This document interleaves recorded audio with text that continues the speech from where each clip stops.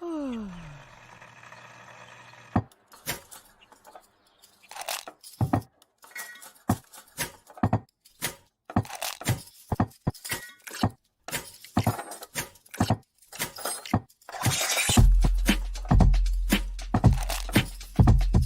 morning. Good morning. Java Delight will uplift you. Stay tuned. The show is about to begin.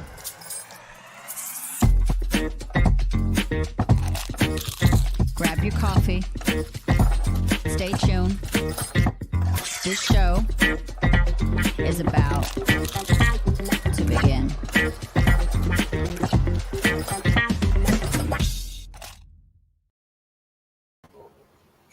Good morning, ladies and gentlemen, and people all over the world. I want to thank you for tuning in today. My name is Brandon Croucher. I get the wonderful privilege starting. What? It sounded like you forgot your name. My name is Brandon Croucher. I had to think of it. Like, I was debating on if I say your name first or just I'm like, my name is Ilse. And I am a South African queen, they tell me. But no, my name is Brandon Croucher. This is Delight Cafe. Today we have a wonderful day. It has been an extending weekend. Good morning, you beautiful soul, Miss Sherry McQueen. I have seen so many people. I got to do a wedding this weekend. I got to do a whole bunch of stuff. That was an experience in itself. But it's been a fun weekend, and we had a very unique week last week, Ilse. But this week's going to be fun. I know this week's going to be a good one. How are you doing? I am very, very well. I had a relaxing Monday morning. I just decided this morning that my Monday will be the new Sunday. Why is that? Because I usually work until late on a Saturday, on a Friday afternoon or evening, and then I don't really have much time off. So before I do the show, and because it's Monday, it's Mental Health Monday, so this weekend's energies were rough. I was so emotional at one stage, and What? I do not know why. No, I think there's so many things happening with a lot of people around the world, and just fear and everything, and sometimes you can actually just feel the energy just drop. So do you feel the energy? I took some me time, and just did some things that I needed to do for myself just to get back on track, because it's been a hectic couple of weeks, but this weekend was quite the roller coaster ride. That doesn't sound good. That doesn't sound good at all. I hope that was like a good roller coaster ride. Yes, no, some of the hoops that life threw me has been it's been well received, where I actually used my voice, like Jessica Dugas said. Good. Just standing up for myself on Friday, and this morning I actually had a call from my lawyer saying that he's got papers for me to sign. So hopefully by Wednesday, they did not change whatever was on it to something stupid to buy time again and waste my time, because this has happened before. So I don't want to get too excited. But my wedding dress found its way to me because I've got a plan with it. I love that dress. I love that dress. And my plan is to, as soon as I sign my papers, to do a photo shoot where I set that dress alight. And wait. You love that dress, but you're going to go set it on fire?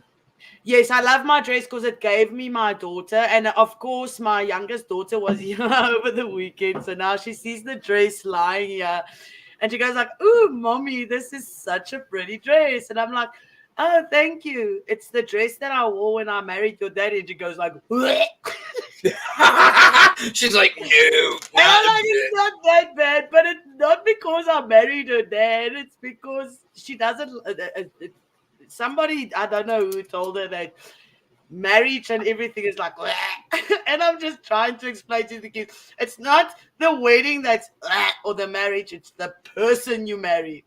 So it's got nothing to do with the dress or anything.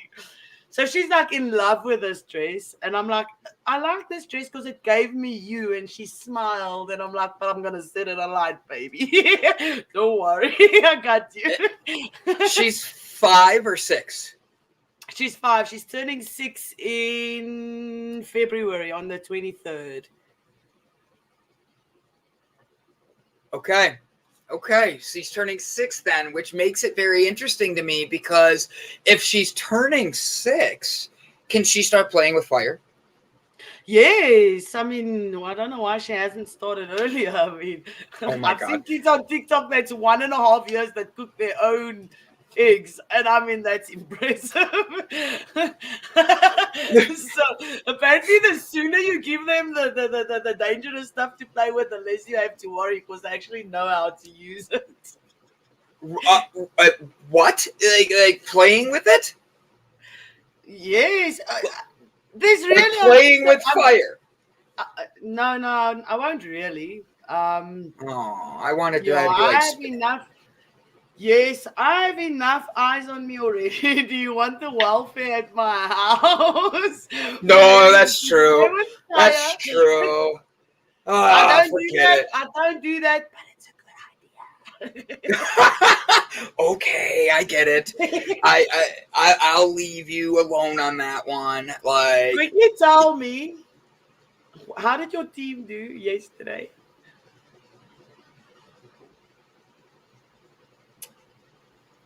Is it a moment of silence for the Browns?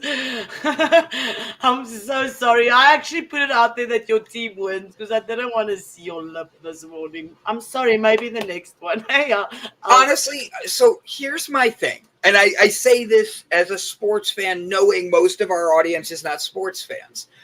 We took one of the best teams in the league, being the normal laughing stock of the league, and we took them to the wire. We took them in their stadium with their fans. First game of the season, lots of changes, all the way to, we had the lead 3/4 of the game, and then it ended. And so we fell apart at the end. But the thing is, that's what good teams have to fix, is they have to learn how to close out games. And the team that we lost to has been to the last 2 Super Bowls. So that means they're a very good team. That it's going to be, hi, Sherry. I am Brandon. No, you are Sherry. You are Sherry. You are Sherry. But I literally I sat at this wedding and I skipped watching the game to be at a wedding and make a little bit of money and blah blah blah. But the thing is, I was there having fun, and I watched the minute the Browns fell apart in the 4th quarter near the end, and look what you did to me, Ilse. I didn't bring the Browns up, and she's already making fun of me. It was all me. I just had to ask. Fine. But I should have known that if you didn't come on here and shout it with your brown shirt that you guys did not win. So next time I'll just read the signs better. Honestly, it was one of these things where we had so much fun. I'm at this wedding and everybody goes from, yeah, high five it, pouring shots, yeah, to all of a sudden you see a miscue, a fumble, things like that, and they turn around and the audience, the fans that are all around, typical Browns, and I'm the one in the middle of this wedding going, shut your face. That is negative self-talk. I'm yelling at everybody. They're laughing at me. I'm like, I'm not laughing. That is not funny. Go out there and realize we have to change this. And they're like, no, this is what we're used to. I'm like, bullshit, self-talk. Like, listen to what you're saying. We're used to. Change that mindset. We're used to this. No. And it was fun because I got to actually be me and not me. Like, I got to pick on people in the sense that I literally, they had no idea who I was. They had no idea if my name was Brandon or Bob or Chad. And so I had fun with it. I played like I was a character and did my drinking gangs and had fun with it. And then Sherry McQueen says, the Lions as well. They sucked in the beginning and bam, came back and scored 20 points and then they still lost. That's the most disappointing thing. When your team starts to get like the momentum to go, you're like, oh, can we do it? And then boom. We should go live on a Sunday during the home opener so you can watch him cheer. May the Brown, the racing stripe. May the Browns, the racing. I don't know what you're trying to say there. May the Browns, the racing stripe of Cleveland. Racing stripes of He's trying to make a poop joke about the stripe and the like brown stripe down the middle of the helmet. Okay, no, that, and he's in the back nodding his head. Maybe I'll do a joke for that today. No. Thumbs down. That's like a 2 out of 10 joke there. How did you like the video that Sherry McQueen sent you? Sherry, my angel, I have not done any reading of anybody's messages yet. I cleaned my little space and tomorrow I need to do washing. But tonight I am definitely reading everybody's messages. I'm so sorry and I'm so bad over weekends with these things. Honestly, it's one of these things where I literally, I know how it feels. I opened up my messenger today and I had like 19 Facebook messages that I haven't touched or cleared or anything. And I look at that and I'm like, ugh. You know, like it's just like I don't want to keep answering messages. And it's always like random. Like I feel like the more we do this, the more I get these random ones that I don't know if they're real people or fake people half the time. You know what I'm saying? Well, all real people also fake, so it doesn't really matter, does it? True. But so what are you, this week we have Mental Health Monday. Today is Monday. We're figuring out what we're going to be talking about for this Mental Health Monday. I have to be honest, I have no idea what I want it to be because, truth be told, I'm kind of beaten. I am tired. My mental health is low right now. I gave a lot last week and then had it thrown in my face, and I'm kind of tired. And truth be told, I for Mental Health Monday, it's probably going to be me just talking about how we need to take care of ourselves. Like when you keep putting everybody else before yourself, you never end up getting a chance to fill yourself up. And we hear that so much, but it's boundaries. When you start setting boundaries for yourself, and I say that as someone who creates boundaries, and then the minute I do, everybody tells me my boundaries are wrong. And for Mental Health Monday, I'm tired of being told I'm wrong. When I give respect, I should be giving it back. And same thing for you, same thing for Brett. And I would say that for anybody that comes on here or is participating. And go ahead. The thing with boundaries, it's sometimes easier to set boundaries than it is to enforce them the whole time. Well,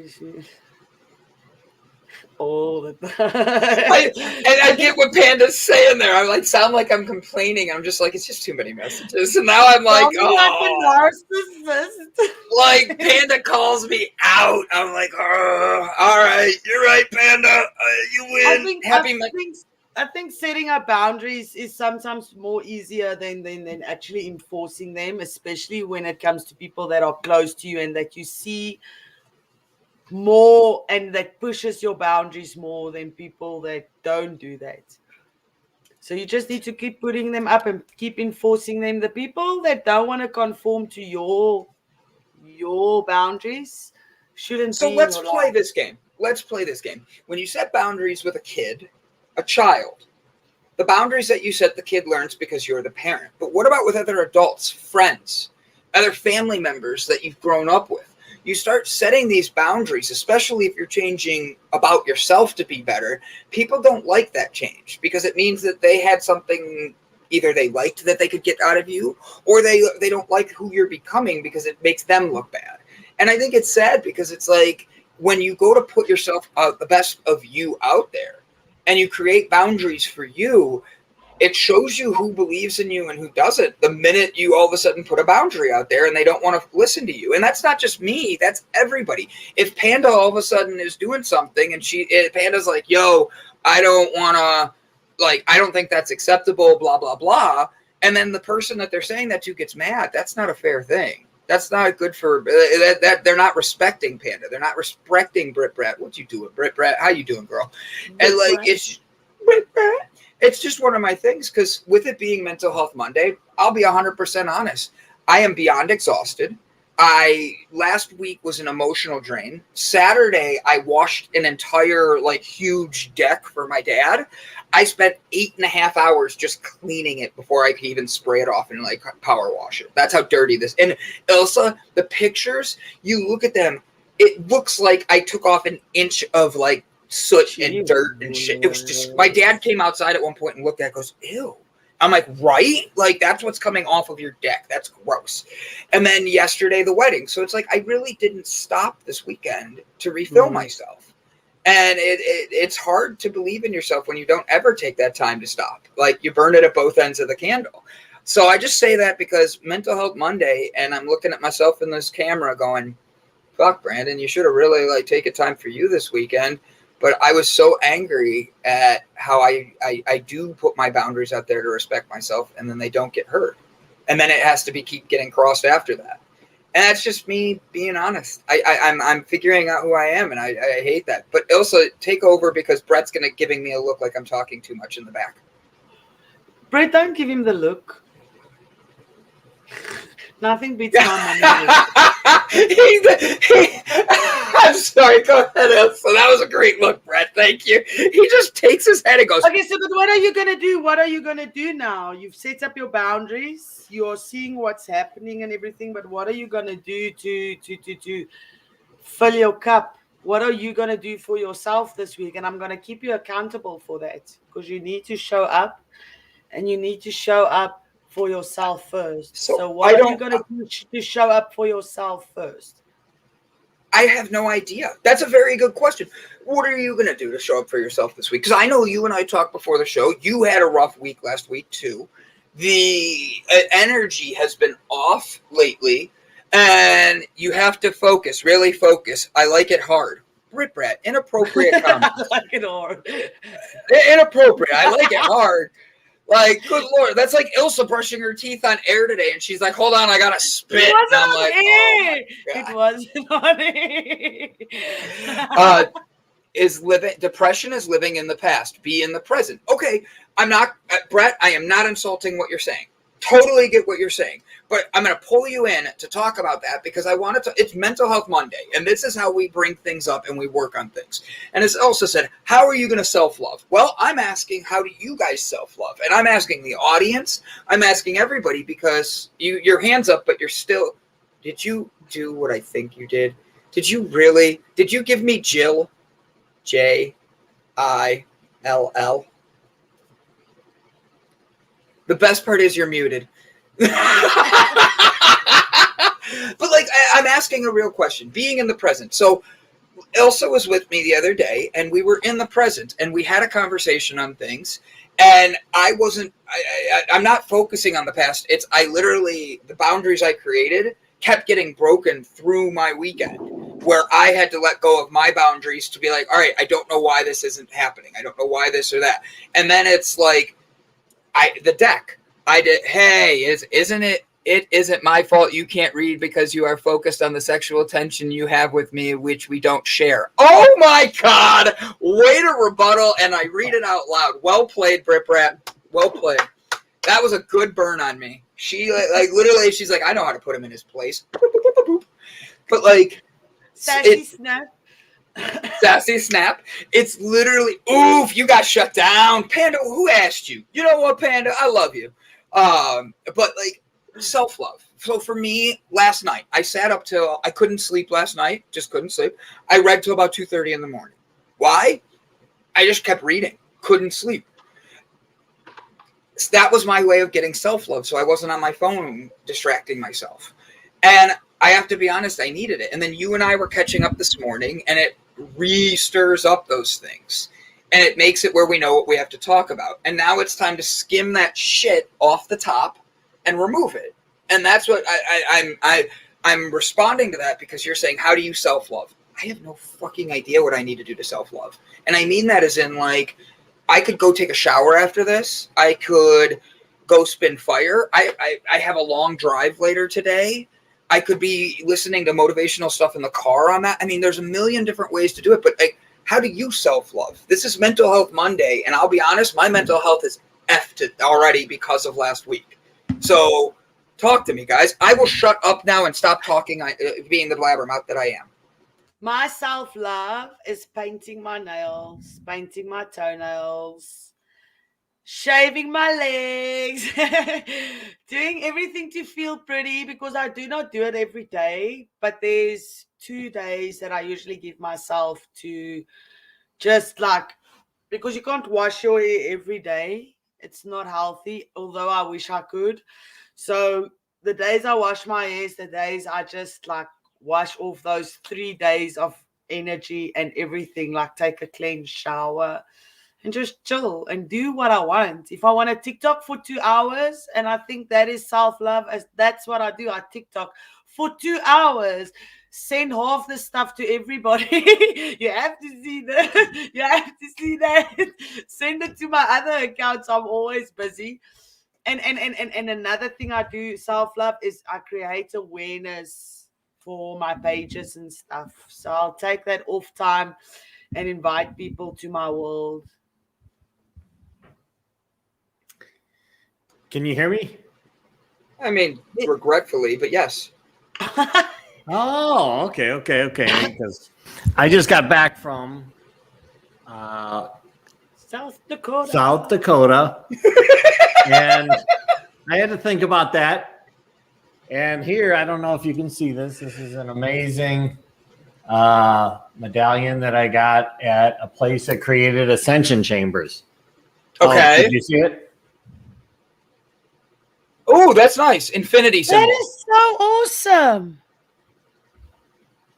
Yeah, this is amazing. And when you're talking about, self-love and so forth, sometimes you need to just get out physically out of wherever you're at into something that's completely different. I had the opportunity this past week to be connected to some of the most amazing people I've met, with tremendous yeah, exactly, an 8 falling over. Some amazing energetic people in one of the most energetic places in the United States. And to spend hours in mineral waters that were used by the Native Americans or the indigenous hundreds of years ago, and were found to be healing waters by the U.S. Military back in the late 1800s. Mm-hmm. Just a phenomenal place. But, sometimes self-love is really about just getting away, like you spent. And here's something that, we've talked about, that you have an energy that radiates when you're with people, but at the same time, you need to have time to yourself where you can recharge. So, okay, let's tap into that, because I get told, God, Brandon, you have this energy, and when we learn to is that a fair analogy, Brett? Like, focus it, hone it in, get it going. It's powerful. Okay, great. How do you take that energy that I'm so good? Like yesterday, to this wedding, I had maybe 100 people. I'm doing what I do, and I'm just being me, which is having fun and making everybody else have a good time, giving them the attention and laughing. That energy to myself, I don't know what that means. Like, how do I just pour myself drinks until I'm pass out drunk? That positivity, do I just sit in the mirror and be like, hey, you good looking, how you doing, you sexy son of a bitch? That's the things that I'm like, I goof. Like, Brett comes on and I'll tell you, hey, Brett, how you doing, you sexy man, you? Like, if I wasn't straight, I'd consider you, Brett. Like, no, like, I make those jokes, but like, to myself, I don't do that, and I don't know what that was. Like, I think that have you ever taken time, like, take time later today to sit somewhere and then think back as like somebody observing. Look at that. It's like He's sitting now. It's like Half Dome at Yosemite. Is that? Can you see me? I can see the top part of your head, so it looks like the Half Dome Mountain at Yosemite. I was doing what I was told. You said take a moment to sit down. I sat down. And act as an observer of you when you were at the wedding and everybody was so drawn to your energy. Become an observer of yourself in that case to see and feel the energy that you created as an audience to where you were, as opposed to being you where you were. I like All right. That's a very good analogy. Honestly, Brett, that's very good. I like the way you're thinking on that. I think that's a very good leadership thing. And this is not rebuttaling in a negative way. I'm thinking how I think. That reverse people watch, 100%. And I did have a question. Thank you, Jaybird. How did you learn how to do smoke signals? How did I learn how to do smoke signals? Luckily, I didn't do any smoke signals, but I did make bubbles in the water. I'm going to just leave that where you have it. Thank you, CK. This shirt, you guys want to laugh? My dad's friend who's in his 80s, okay, gave away a bunch of shirts, and they're all like stuff I like. So I got a whole like slew of new shirts and all that by an 80-year-old, and they look so good on me. Thank you, CK. I agree. That's the inner old man in me. When I was in high school, I'd go buy sweaters that I felt like I should wear to college because they were my college sweaters. And everybody in high school made fun of me. They were like, "Why?" So, bubbles in the water. Cousin to my motoring boat, to my motorboating. The only smoke signal I know is the one that says, "Oh my God, there's a fire." That's true, very true, Ped. But all right, so Brett, I take my energy, I get outside of it, and I see this person who's in a bar that's able to know the score of the game, that makes jokes, and like all these, ooh, Mary. Let's see this. I recently discovered it's almost. Marie, I'm sorry. I read quickly. You guys know my dyslexia. I recently discovered that it's almost impossible to have healthy boundaries without having a strong connection to self. Ooh, she's literally speaking what I was about to ask. It's best. It's best if look inward and get to know who you truly are. Boundaries will be much easier to maintain, and you won't feel the resentment and frustration toward the inability to maintain your boundaries. And I think that is a phenomenal. Like, Ilse, read that again for everybody to hear, because you read better than me, and it's that powerful of things. Because, like, when you hear this, listen to how that should take inside your heart, because I need to hear this. Go. Okay, so it says, I recently discovered it's almost impossible to have healthy boundaries without having a strong connection to self. It's best it look inward and get to know who you truly are. Boundaries will be much easier to maintain, and you won't feel resentment and frustration towards your inability to maintain your boundaries. I have to be honest. It's one of those things. Go ahead, Brett. I heard you take a deep breath. No, I mean, this is, like I said, I had a chance to be with some amazing people, amazing spiritual, energetic people, where together there were 8 of us, and the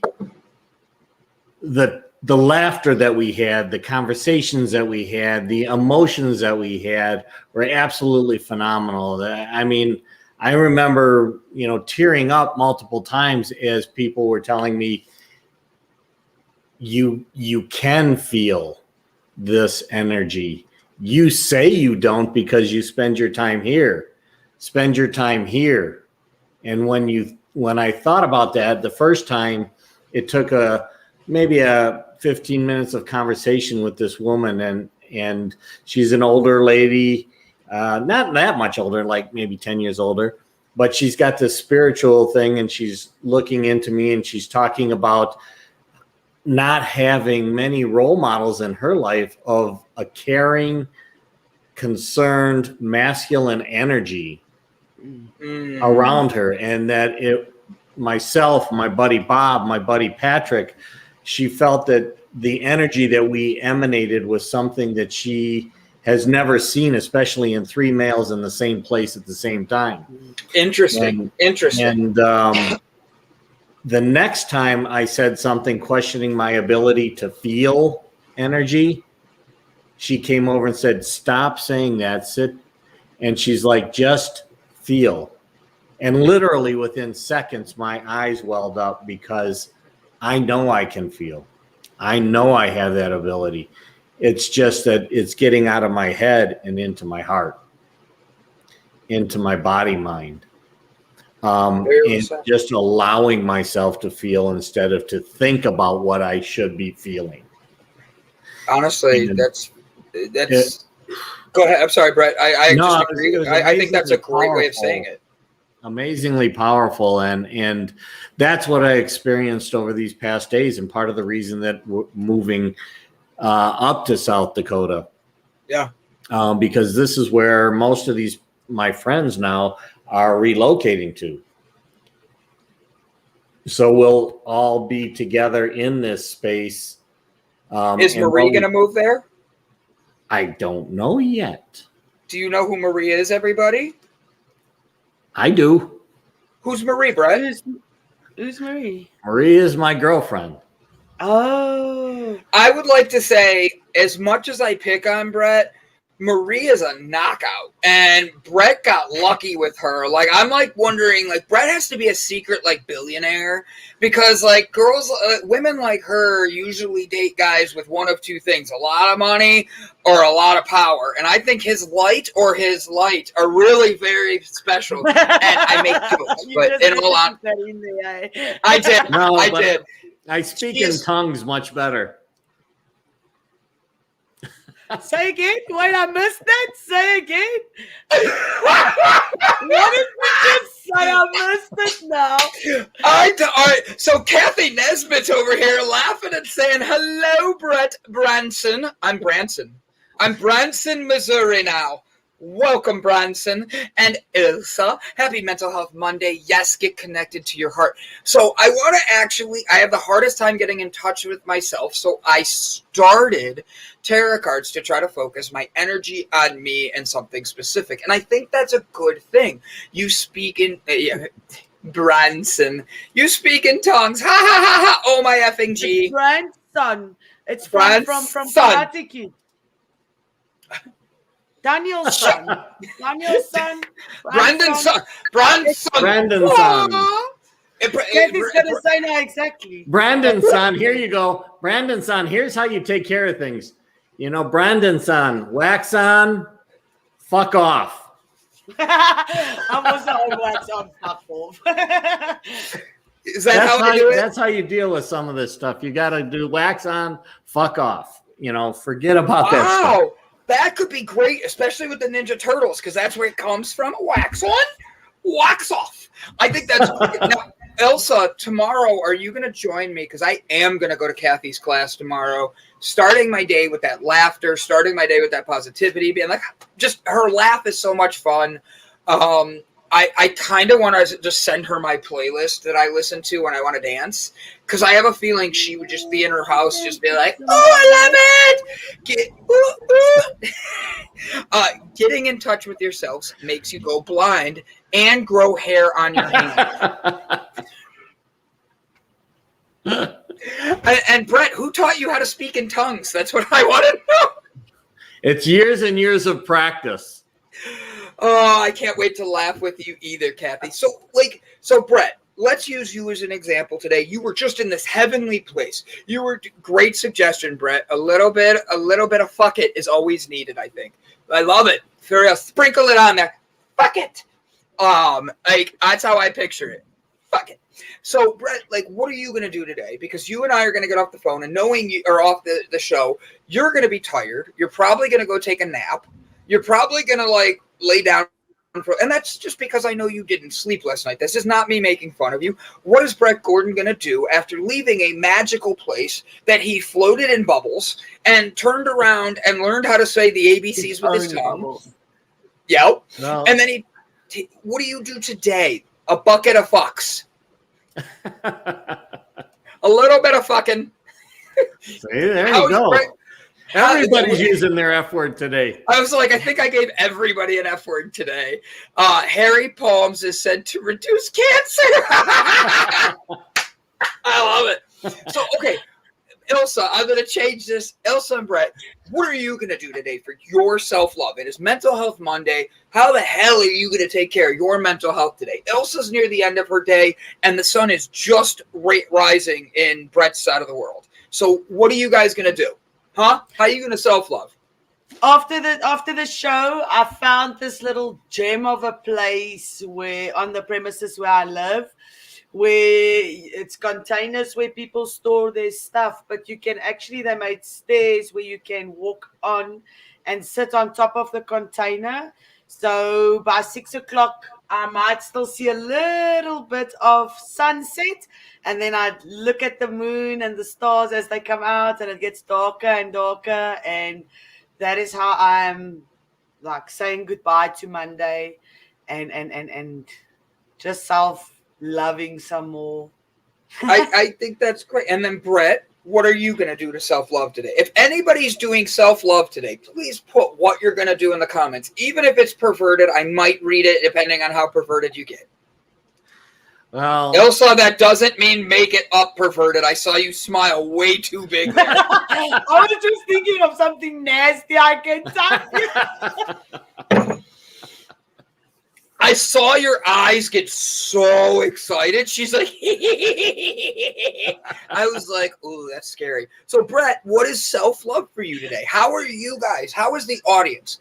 What the F are you going to do to self-love? And Sherry McQueen, that sounds amazing. One day, also Sherry, wish I was there.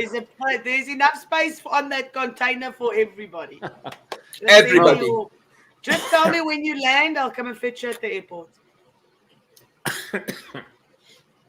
So, Brett, self-love without choking.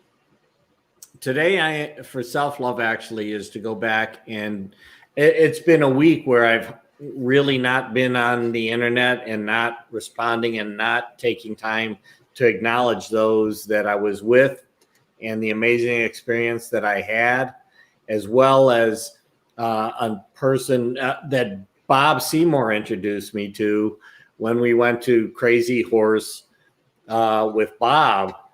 It was amazing. I asked him, I said, hey, if you're there, I'm bringing some people out there and I just would love to say hi. And I did. And I started talking, we're going to go around and see the museum and, learn about that. And he's like, or you can come with me to do that. And here's a person that I only met once with Bob, haven't really communicated with him since, come back into there where he's the security and he knows a lot of the history there. And he took another 2 hours to walk us around to enlighten us of everything that's going on within the Crazy Horse Memorial, the Crazy Horse Museum, the Crazy Horse Monument. And such an amazing soul. I did not want to ever presume somebody would do that, especially since I'd only met him once. Yeah. And here his soul was, I'm here for you guys to show you around, and take his day to do that with us. It was absolutely amazing. And I want to be able to acknowledge that, because oftentimes the best way to serve yourself is to acknowledge others, to acknowledge what others have done, to thank them for those things that could be as simple as thank you for being you. Yeah. The gift of giving is oftentimes something that we don't even allow others to experience, because we are ones that want to give. So we oftentimes stop or prevent them from actually giving to us what they want to do. Mm-hmm. And we're taking away their pleasure of being able to give to us, like to show us around the museum. is something I wouldn't have presumed, and was basically almost going to say, no, you don't have to do that. But that was his way of enjoying, of appreciating life by doing that. And I know I've been really bad in the past. I have not been good at that. And I qualified it that way because the past is the past. Today is the present, and the future is the future. In the past, I was not really good at allowing people to give, because I felt the way that I needed to be is to always give, to always give, to always help, and to not allow others to give back to me, which is a joy for them that I was not allowing them to experience because of that. So, he was able to do that. So today what I'm going to do is I'm going to acknowledge everybody that I was with, what we had a chance to experience. I can't even, it'll take a week to explain everything that I experienced, and the energy that I experienced, and where I got this. And they create these ascension chambers, which I didn't even know what they were. But once I experienced them, I was like, holy shit. Like, mind blowing in terms of where it takes you, in terms of your thoughts, in terms of your presence, in terms of which world you're in. It was crazy. And I was lucky enough to be with a mother and a daughter who have this connection that's absolutely amazing. And they do this thing. Have you ever heard of like singing bowls? Himalayan singing bowls? I have one back here where you can make a tone. It makes a tone when you're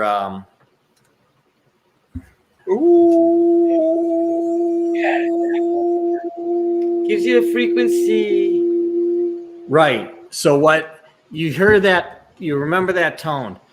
This mother and daughter would get on either side of your ear, and they could tone their voices precisely so that you're hearing that single tone from two people coming into each ear. And then they would work together and either raise or lower or change the tone that they were using based on how they felt energetically about what was happening with you while they were doing this toning. It was absolutely phenomenal to, even if you're just not even in between, but just listening, there are tones that they hit, and it's like, makes you shiver.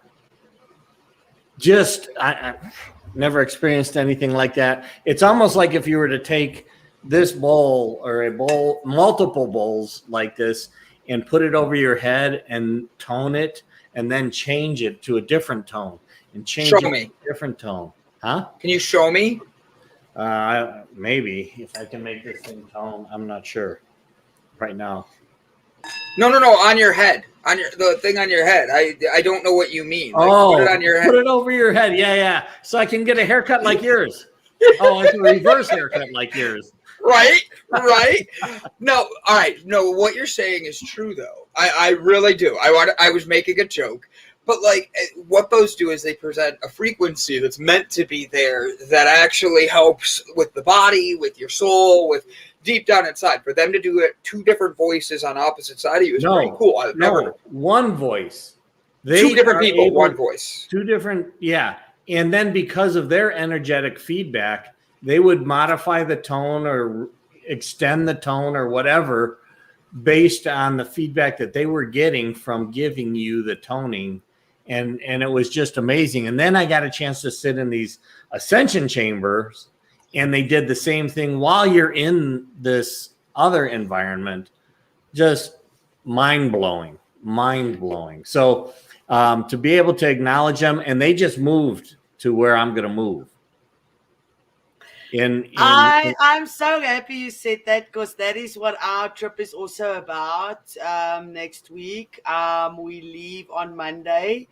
I have today gone for the first time in my life ever and actually sent all my friends messages and said I need a sponsorship because I really want to do this. So because I have the same I have the same problem. I do not like when people give me things because I always think that there's something attached to that is usually something negative. So for me to do that is one huge step. So we'll see, because we need about 7,000 rand.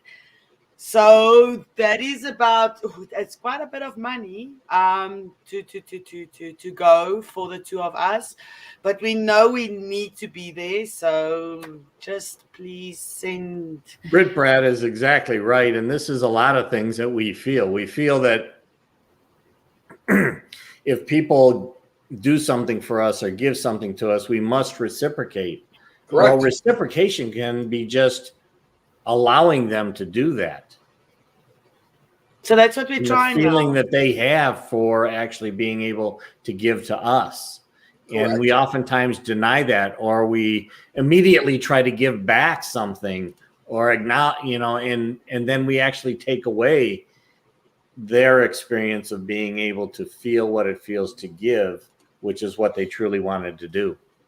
I think that Brit Brett makes a good point too, because she's expressing how the fact that her second comment that came after that was how, which isn't true, about like when you're giving of yourself, not everybody wants something in return, right. But the ones that do have ruined the kindness that people give as a way of expressing their own self-love. And I think that's true, because it's one of these things where I have an energy that loves to give. If that's not pretty obvious, I don't know what else to do. Like, you're watching the wrong channel.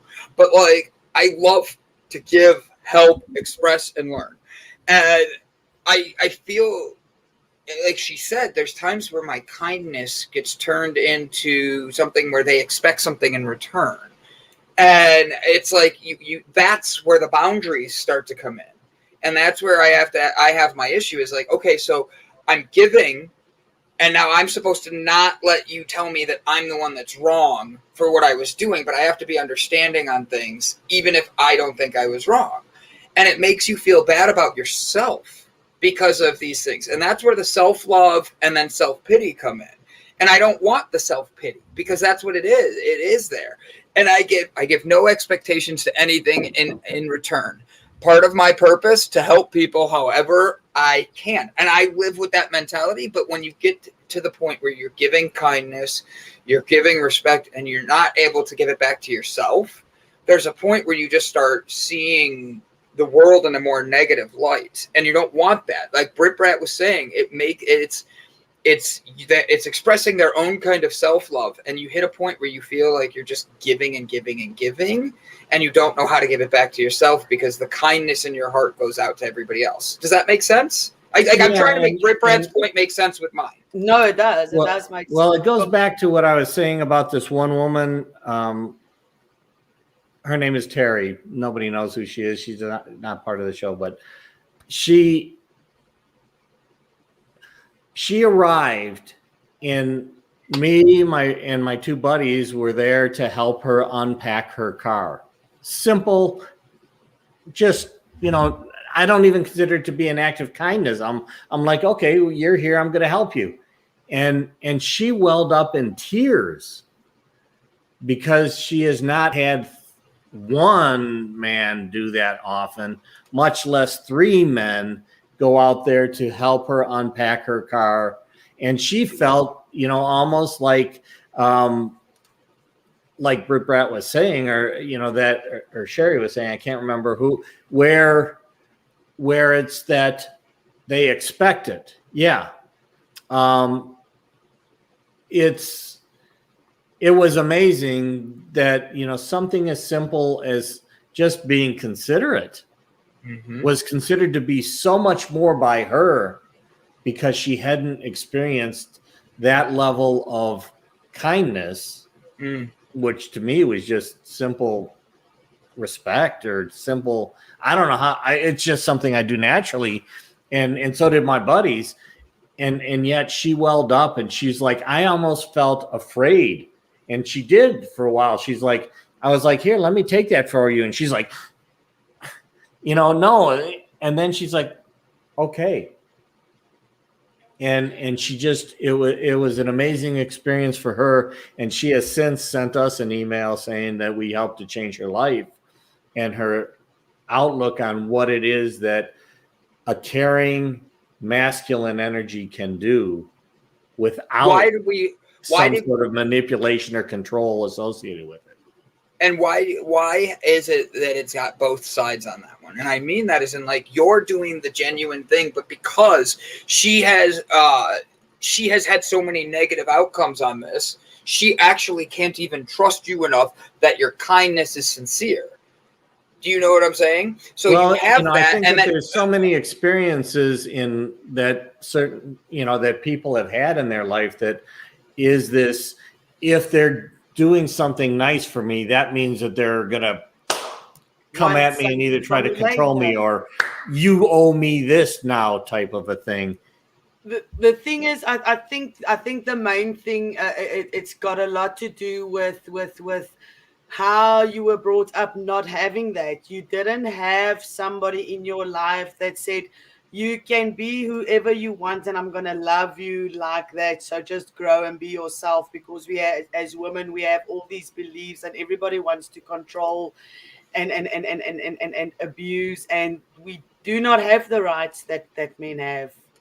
We haven't had that in years and years and years. And that's where the difference comes in, because a lot of men have been raised to know that women are only good for cleaning, cooking, and having sex once you marry her, and they don't see you. And I think that is where it comes from, that the people that you have trusted, like your dad or someone that you married or whatever, have shown you why you should not trust people. I mean, I was married. Me and my ex-husband now, we were together for quite a while, and I actually only got to know the real person once I decided to leave, because I was seeing all the red flags and seeing where it's going and everything. And I mean, to take that kind of punch or neglect or just situation and then trusting the same people that did the same, it gets difficult. And that's why women don't allow men to they say that it one trauma response from being in abusive relationships is heightened independence. Yes, I agree. Excuse me. To some extent, it could be also male-female thing. If a person has been sexually harassed by a man, or even on a micro level, you avoid. Men expect things when they give, and at the same time, women expect things too for certain things. Let's not play a man versus woman thing. No, it's not. I think that it's like, Ilse, you have an ex, husband, boyfriend, all of it. I have an ex. That literally is, and she and I love each other to this day. We still talk because I respect the hell out of how she does things. Is she a pain in my ass? Yes, but I choose to keep her in my life because she balances me in other ways. When I'm off my shit, she will literally come on and say things to me that I need. And she's laughing, and she knows I mean it in a complimentary way.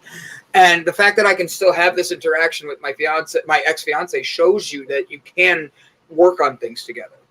I just think that there's times where we've created what we think everybody else should be in our heads.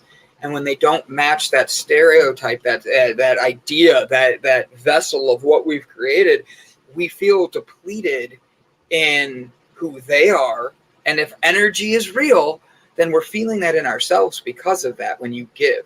And it's because you keep giving to others. So that's where I have my thing. Like, I agree with you, Sarah. Men do expect things, but you can't say No. Let's quickly run a quick survey. I was actually thinking of this yesterday. I mean, if they magically, okay, 5 minutes.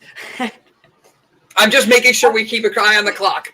If they magically just annul everybody's marriages, like magically, just phone everybody up and say, right, today, if you do not want to be married to this person that you are married to, no implications. You can just walk out. How many people will stay in the relationships that they're in?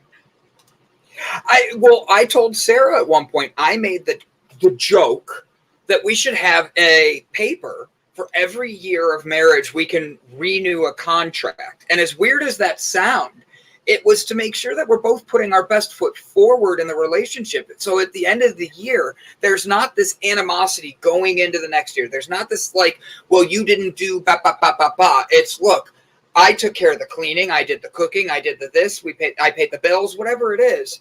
It's you didn't do this, and what you're balancing that back out. And for me, that was a way of making it where even the shit that we didn't want to deal with, it had to come out so that way the two of us would be able to get stronger and build a better foundation together.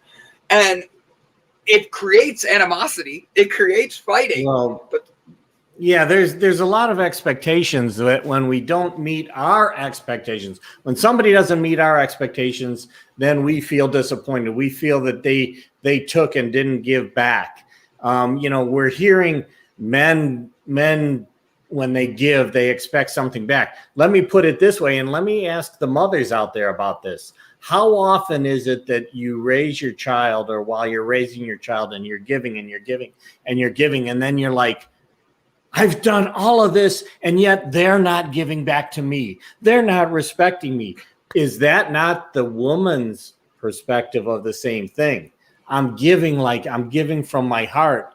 And then when you turn around and say, why aren't they giving back to me? Why don't they appreciate what I'm doing? Are you not setting expectations internally in yourself that is saying, okay, I'm giving, but I expect you to love me. I expect you to give back to me. It's a different perspective on the same thing that we're talking about. I agree. So before we sign off and bring in our guest, we have a special guest today. Ilse, you get the bio ready because you're reading it in a second.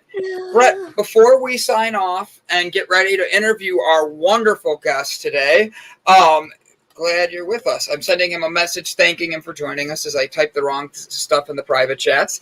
And then I try to do two things at once. You see what happens, ADD. Brett, is there anything before we leave about self-love, self-satisfaction for this Mental Health Monday you just want to emphasize before we go diving into learning about Kevin and building up ourselves into our next realm? Yeah, kind of like what you were talking about earlier today is I think oftentimes we don't appreciate ourselves enough. We don't appreciate those times that we've had a good feeling about ourselves. We haven't had a chance to look as the audience on ourselves when we're doing something that is helping others, when others are enjoying our presence, and we don't take the time to enjoy our own presence.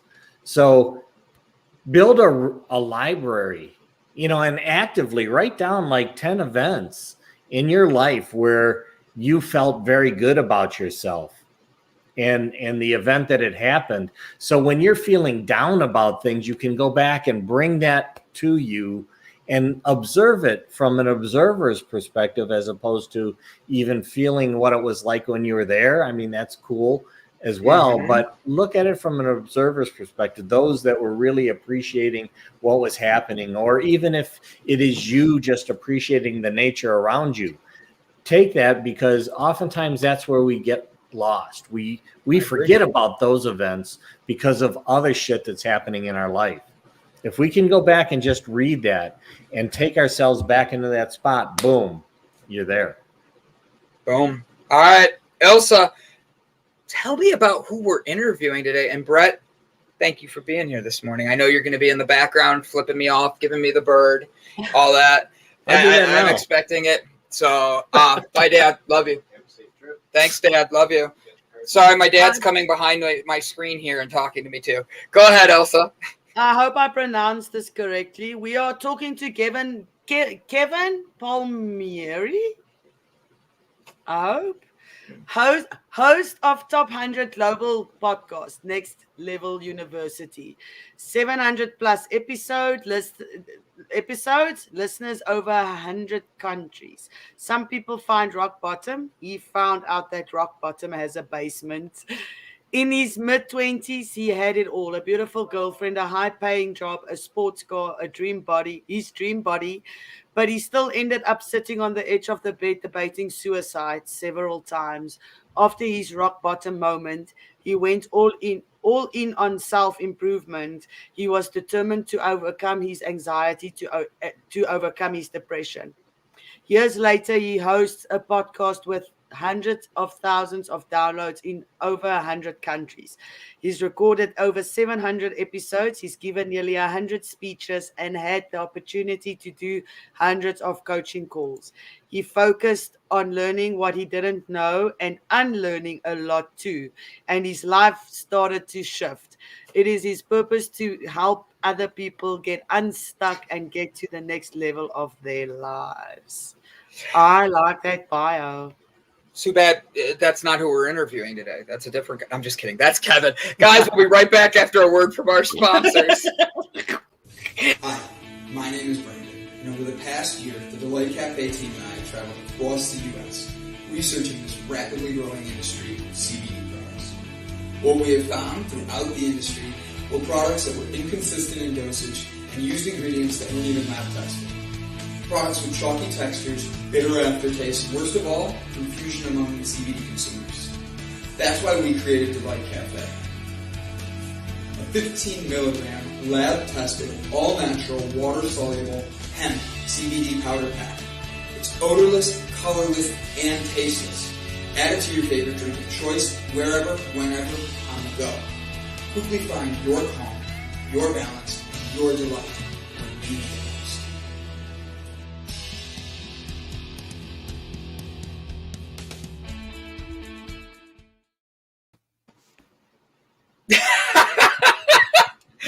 And we're back with the world-renowned, speaking in over 100 countries, one of the top 100 podcasts ever produced in the world, with trophies and guitars behind him, taking us to the next level university, Kevin Palmieri. Son of a bitch. This is why Ilse does the reading. Do you want me to throw it out there? Yeah, you can throw it out there. I was going to say, Brandon, I've done it so many times where it's like, okay, you get the bio, and then when you're about to do the name, you have that moment of like, all right, here we go. I'm going to throw it out there. Palmieri, but it doesn't matter. It's all the same. I appreciate it. Palmieri. And the worst part is, Kevin, I'm literally reading it, and in my head, I'm like, all right, hooked on phonics. Palmieri. And then the dyslexia comes in, and there's like 17 eyes, and I'm like, ah! So, yeah. Kevin, you look young. You look very young. 32. 32. So you have sat on the edge of your bed and thought suicide at a very young age. And I say that because what a lot of people don't know is mental health for men actually kicks in around the ages of 27 to 35. And that's when they start to see like a big change in who they are mentally and all that. How did you, I say that as someone with the tattoo, I understand that, and I'm grateful you are with us today, even though I am just meeting you. So Kevin, tell me a little bit about your story, and when you were sitting on the edge of the bed, what made you realize you're worth way more than that, my friend? Sure. I appreciate the compliment. Thank you very much. I'll take you back a little bit. I grew up in a broken home. I didn't meet my dad until I was 27. So I was raised by my mother and my grandmother. Definitely not a lot of money. So a little bit of turmoil in my early upbringing. So I think I have a tattoo that says never quit. I'm the never quit kid. I think that's part of my, yes. That's part of my identity of I've always been the person who I felt was the underdog. When I used to talk to my group of friends, like I was the one who was supposed to end up in jail. I was the one who was supposed to end up in trouble. Like that was the way it was kind of framed. I think I just adopted that because most of my family has been to jail in the past, but we'll stay off of that for now. So jail. Got it. We all have some of those in our family. I think we all do. I job hopped. Like after high school, I decided I don't want to go to college. That's just not for me. I don't know what I want to do with life. So I was the townie gas attendant. I worked in my town as the gas station guy for 4 years, and nothing against that. I was there, so I know the feelings. After that, I went and became a personal trainer. I was a truck driver. I was a forklift operator. I was in the fire academy. And all of these things just kept me searching for more. I got this very unique opportunity to work at this place. We traveled up and down the East Coast of the United States, and we made government and state buildings more energy efficient. The beautiful thing was we got paid from states and governments. So I made anywhere from $50 to $125 an hour. So for somebody at 24 years of age who doesn't have a college degree, and they say like, hey, you're going to be making a minimum of $50 an hour. It's like, okay, that's roughly at least 4 times more than I've ever made. Like, I'm in on this. Like, I'm going to do it. Cool. My first job ever, I get in the car with my boss, who I'd only met once, and we drive 8 hours to, oh my God. I don't even remember the state where it was, but it's down on the eastern coast. Delaware. We worked in. Oh, I love Delaware. That's Rehoboth Beach. That was my first job with this company. I got in the car, drove 8 hours with my boss, met a bunch of people I had never met, and then learned a job I had never done, making $50 an hour. So I was just thrown into it. And I remember this too, and this is kind of part of my story. When we got down there, I did 2 things. I went to the grocery store, and the only thing I could afford was deli meat sandwich, bread, and chips. That's what I ate for like the first 3 weeks down there, and I found a gym membership. Those are the 2 things I did when I went down there because I'm very into fitness. So this job really empowered me. When I started getting paychecks, it was like, okay, this could be something. This could be something. So fast forward a year and a half after that, the job was good. Like, we weren't working a ton, but I was making good money. And at this point, if you snapshot my life, I'm 25. My girlfriend's a model. I'm making $80 an hour. I have a brand new sports car, a new apartment, and I just finished a bodybuilding show, so I was in the best shape of my life ever. Everything from the outside looked amazing. It's just, everybody must have thought I had an amazing life, but inside I was super insecure. I lacked confidence. I was genuinely afraid of my own shadow. And my girlfriend sat me down one day and said, hey, I want to move to California. Like, I want to chase my dreams and go to California. Like, we should go. And Kevin, the self-improvement guy, now said, no, here's a list of reasons why you shouldn't go and you're going to fail. Right? Like, and it hurts me to think of that because that's the kind of person, I was just so scarce. I was a good person. Yeah. I wanted what was best for her. And I'll preface it with this. I believe many people, most people give advice based on their fears, based on their insecurities, based on their scarcity or failures. And I did the same thing. So I'm not speaking negatively to that. So my girlfriend ends up leaving me. She says, you know what? Ever since we moved in together, you've been very depressed. You've been very anxious. And I gave you a lot of chances to change. And I said, yes, you did. You definitely did. But I think what's best for me right now is I go chase my dreams. And of course, in the moment, I'm like, this is terrible. Oh my God, I hope you don't succeed. And then we're on good terms now and she's chasing her dreams. So I'm very happy for her. So good. After she left me, I had that moment of like, what am I going to do? I'm miserable. I'm not happy. Everybody thinks I am. What do I do? So I read books. I watched TED Talks. I listened to audiobooks, and I started doing self-improvement. I started with positive affirmations. So every night before I went to bed, I would say, you are handsome, you are talented, you are successful, you are worthy. And you'll see this last one became a pillar in my life. This year, you will make the most money you've ever made in your entire life. And I think I paid a little bit too much attention to that one. So the next year starts and I get a promotion to a foreman at my company, which means I'm running a lot of jobs. So I'm on the job site more. And we're in New Jersey, we're in New York, we're in Connecticut, we're in Virginia, just all over the place. I'm always on the road. We get to the end of the year and I had been on the road for 10 out of the 12 months. Every week, hotel to hotel, only home on the weekends to do my laundry. Home for some of the holidays, but I was usually leaving like Sunday to go. So I was just never home. My friendships were strained. My relationships, I didn't really have any intimate relationships because I just had friends with benefits because I didn't have time. I just didn't have time for a relationship. So we get to the end of that year and I'm like, okay, I wanted to make 6 figures at 26 with no college degree before any of my friends. Like, did I do it? And I'm sitting at my kitchen table, very similar to this. And I open my pay stub and I see that 6 figures. And it was another one of those, nothing changed. I'm still insecure. I still don't have confidence. I'm still unhappy. I still have no vision of my future. So in that moment, I realized that for most of my life, I had been living unconsciously. I started a podcast called the Hyperconscious Podcast. That was my first beginning of this journey. And I was just interviewing my friends about mental health, battles with suicide and depression, what they really wanted to do. Like, what do you really want to do with your life? If you could do anything, like, what would it be? And that became my passion project. So this job that filled my bank account now directly took away from my passion project. It's hard to do podcast interviews in crusty hotel rooms when you don't have the equipment. And so it got, at the beginning, it was okay. It was like, yeah, I'll push the podcast off. Like, I'll get to it when I get to it. But as I felt more serious about it, I started calling out of work. I started leaving the job sites early. And then it got to the point where I'd have to be in New Jersey at 7 a.m. I would sleep in my bed in Massachusetts from 10 p.m. until like 1 a.m. and get up and drive straight to the job site. I'd work an 8-hour day. I'd go to the gym. On Friday, I'd do the opposite. I'd get up, work an 8-hour day, drive 5 or 6 hours home, go to the gym, and then go home and go to bed. Like, that was my life. And where this is the rock bottom basement moment. Rock bottom is when you don't have anything and you assume nobody cares. Rock bottom basement moment is when you crawl out of that and you find out there's a deeper hole.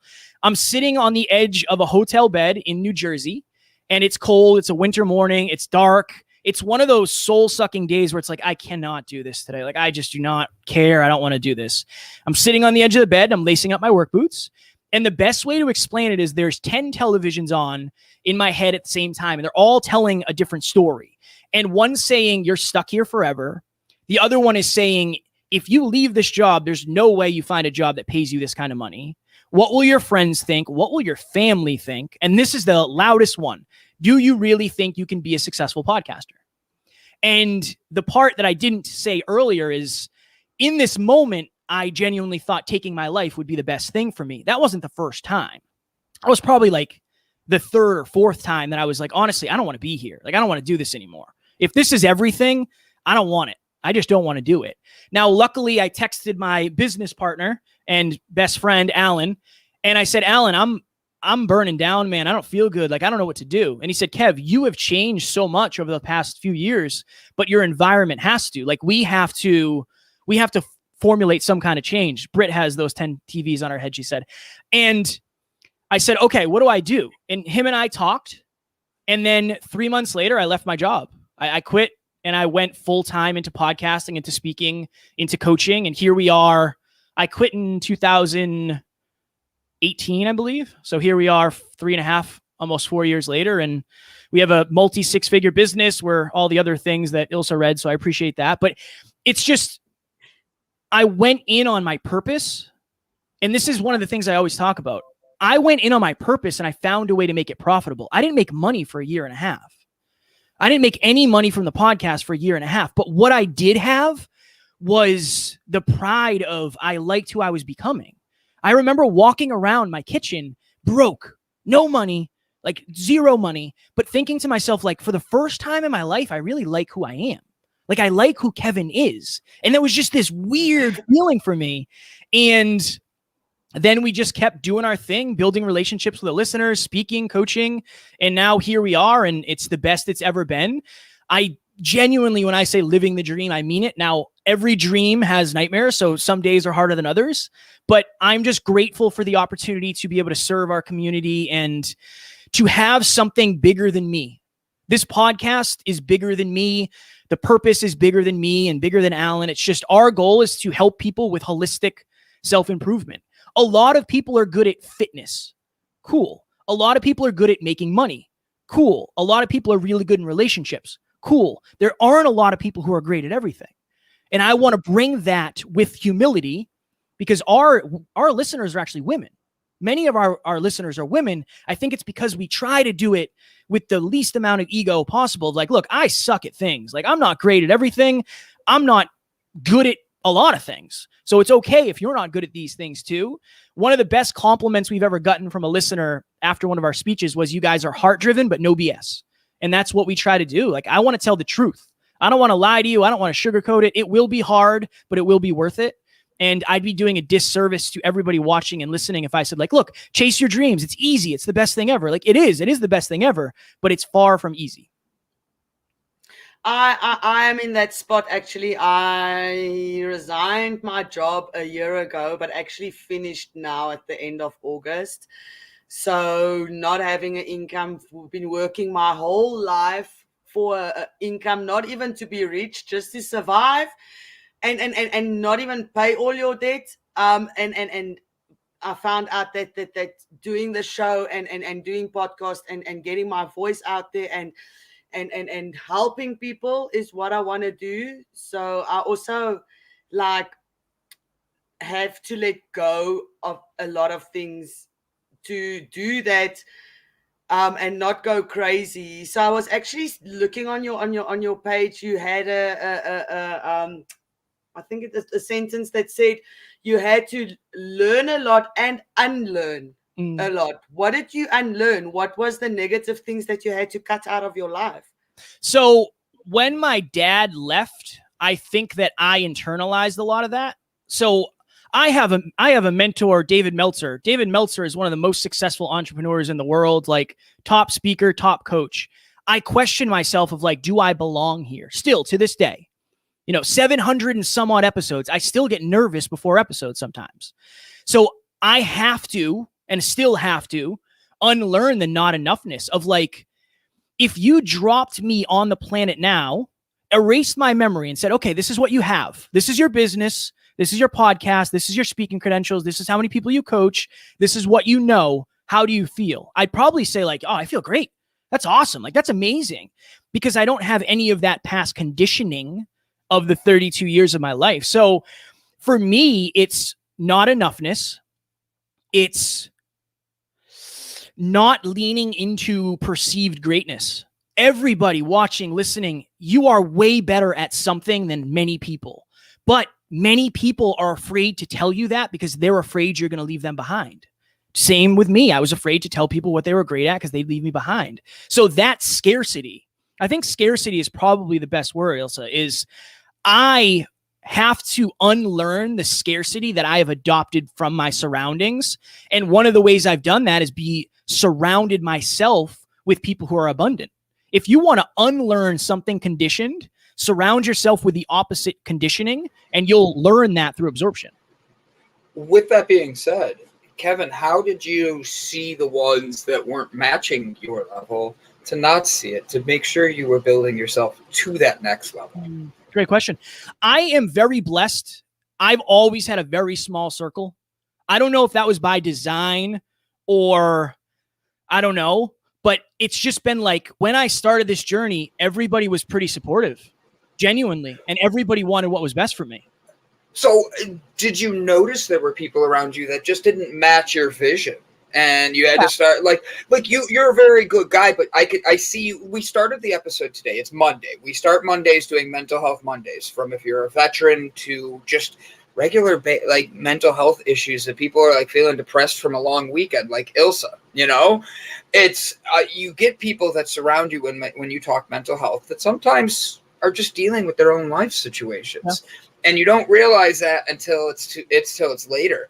How do you make sure you had to make sure you created special boundaries that you knew about yourself? Like your girlfriend moving away, that had to be a huge thing in your heart that made you question, am I doing the right thing? How do I know that? Especially during down times, when you had a moment of down, especially through that, how did you keep the negative talk and the people around you that were going to make sure that you knew you were going in the right direction? How did you keep Kevin balanced? That's the best question. I focused on service, Brandon. I focused on service, and like, I think there's two things that happen. I think people find something profitable and they try to convince themselves they're passionate about it. And there's people who find what they're passionate about and then connect the dots of how to make it profitable. Even when I was like 23 or 24, and my current girlfriend and I joke about this all the time because I always say it on the podcast. I had friends with benefits. Like, that's what I had at the time. I wasn't dating people. But you know what I was doing? Retrospectively looking, I was coaching them. I was genuinely coaching a lot of them through things that they were dealing with. And that's a theme in my life of like, I've always wanted to help other people. So I think I had enough belief in what I was doing that I was almost kind of like, I don't really need you to support me. I'm very stubborn. Like, I'm just a very stubborn human being. And I think when I got that job opportunity and all my friends were like, wait, you're just going to like live on the road? And I was like, yeah. And my family was like, you're just going to be gone all the time. And I said, yeah, like that's what I'm going to do. There is no other option. It's either I do this or I'm going to be miserable because I'm going to be broke for the next 5 years. Like, I'm just going to go do what I want. I do want to just say this. I think I'm a very interesting case study when it comes to that. I don't think most human beings are like that. But for me, like, I don't get messages, and I never have, of like, hey, what you're doing is stupid. It just, nobody's ever messaged me that. And I'm grateful for that. Alan's got a lot of those messages. I never have. Really? Yeah. Me. You've got a lot of everything I ever do. I've been lucky enough. I haven't had any haters. But then again, we're still getting known and everything. So it's not haters. It's everybody has an opinion. And when you open up your vulnerability to these things, some people feel that their opinion is worth more than your respect. Yeah. And that's where I have the problem, is I let everybody give me their opinion and don't stand on my own terms. And I listen because I try to be respectful. And that's where Kevin has this. And Kevin, I mean this in a complete compliment. I'm jealous of you on this. Like, I don't have that where I'm like, no, and then people listen. Where your partner, he might say, well, let me hear what you have to say. And that's why he gets those other emails, is people feel that they have that open way. Ilse does not get those emails, but I do. And that's why it makes for these unique things. And I'm sitting there going, why did they choose me as the one that they want to bitch to about these things? And I say that as like, sometimes it's bitching. Sometimes it's literally them just wanting to feel heard because they're not heard in another situation. And I see that. That's always tough. But Kevin, you don't have that persona. I would not call you to be like, Kevin, I don't think you're doing X, Y, and Z right, because I have a feeling you could knock me out. But like, you started this a couple years ago. You're pushing into your next level and building up Kevin to be the best Kevin. But I'm going to say this because I think you and I have the same heart on this, Kevin. You love yourself so much, but at the end of the day, you don't do any of this for yourself. You do it to really make sure you're putting out the best version of yourself to help others. Yeah. And that's what you want to see. Why? I'm asking because I have that same heart, and I love hearing other people's opinions on it. And you are reaching your dreams, and that is not easy for people to do. That's why I love to give the floor to people that are doing amazing things like that. I appreciate all the compliments. I love the energy. And I want to speak to what you said, Brandon, too. So I'll try to circle back on that. Somebody asked me that recently. I was on an interview and they said, like, what's the goal? And I said, our mission statement is we want to bring holistic self-improvement. We want to make it accessible to every human walking the planet for free, 7 days a week. So we do an episode every day. Every episode is free. We want everybody in the world, and this is never going to happen, right? Like, this is one of those goals that it's just going to make me stretch forever, but we want to bring holistic self-improvement to every human being walking the planet. Why? Because I think we can. I think Alan and I have this unique thing of like, Alan's a grinder with a master's in business, and he went to school for computer and electrical engineering. So he's like a genius. I can connect more with human beings. At least I could at the beginning. Alan's very good at that now. So we have this unique perspective of we're willing to work harder than, and I don't mean this in a comparison way, but like, I'm willing to work harder than other humans. Like, I'm the never quit kid. Like, I will just endure more pain than you. And the reason is I'll endure more pain than you, so you don't have to endure as much pain as I did. Like, that's what it's about for me. It's a level of, kind of in a way, martyrdom without dying. Like, let me fall through the ice to tell you if it's safe or not. Like, let me do it. I'm already going to do it, so I might as well share it with you. So I guess the The short end of the answer is a lot of people are helping a lot of people. I just think we can do it in a more unique way, a more sustainable way, and a more impactful way in terms of breadth, amount, and depth, the actual quality of help. I just think that we are capable of shifting the world in some way, shape, or form. And when you have that belief, that belief goes from a thought to an imagination to a responsibility. And I think that's kind of where we're at now. And Brandon, real quick, I want to speak to what you said earlier. I think Alan has gotten more hate than I, because Alan is more of a mirror. Alan is smarter than I am. He's 6'2". He looks like a Ken doll. He's a genius. So I'm 5'4". I'm sure I'm less intimidating, Brandon. So, and I'll tell you, I see your confidence that comes across. That's a mirror for a lot of people of like, oh, how dare he? How dare he lift up his shirt on a live broadcast? Like, oh my God, how dare he? And it's that scarcity of, I don't, and I was this person too, so I'm not talking trash. I don't get to be confident. Brandon doesn't either. So, hey, what you're doing is dumb. Like, don't waste your time. You're not helping anybody. I've got a question. You say your podcast and everything is free, but how do you turn it profitable? If it's free, how do you do that? That's a great question. We have a podcast where we interview South African metal bands. It's called Stone Daisies, to create a network for the musicians in South Africa. But we're trying to make that profitable as well. So I would love some advice. If you can please give me some advice on that. Yeah. There's many ways to monetize a show. I always tell my clients, and we also have a business called Next Level. No, Mr. Kendall is not single. We have a business where we help people start their show. So a lot of our income comes from helping other people with their podcasts, because we are 700 episodes on YouTube and teaser clips and all that. But you can do affiliate links. For you, what I would do is I would connect with the bands that you're talking about or talking to, tell them you will promote whatever tours or CDs they have, and I would take a commission off of every single one of those. That's what I would do. An affiliate market of like, okay, we're going to talk about whatever the band name is. Okay, we're going to talk about you guys today, and you have this tour coming up. Cool. We're going to tell our listeners, let's create a unique link. Every ticket that comes through our podcast, we will get 10% of. So that's one way. Merchandise is another way. Like, you could sell t-shirts, coffee mugs, you can have little things like that. Always donations. Donations are always good for earlier, newer podcasts, but coaching is the play. I don't know if it's the same for you, Ilse, because of what you're doing. I don't think we'll be able to coach because they can already sing and I can't, so I can't really coach them with anything. Okay, maybe what you could do is you guys could put together live events and you could charge tickets to bring bands together. Like, there's many ways to. We were actually thinking of that, having a festival with all the bands. It's a great idea. Thank you so much. Of course. Reach out after too. We can. I'm happy to chat. So with that, now I'm trying to work this way back into the conversation about you, but I want to keep going that way.